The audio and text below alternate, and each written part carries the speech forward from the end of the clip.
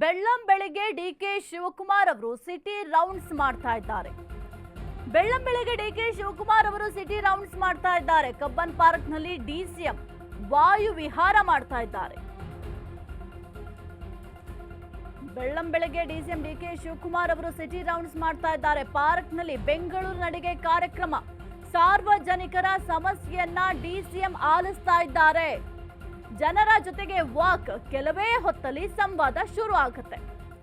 Park ನಲ್ಲಿ ಮಕ್ಕಳ ಜೊತೆ ಡಿಸಿಎಂ ಮಾತುಕತೆಯನ್ನ ಮಾಡಿದ್ದಾರೆ. ಇನ್ನು ಶಾಸಕರಾದ ರಿಜ್ವಾನ್ ಹರ್ಷದ್ ಹ್ಯಾರಿಸ್ ಕೂಡ ಸಾಥ್ ಕೊಟ್ಟಿದ್ದಾರೆ.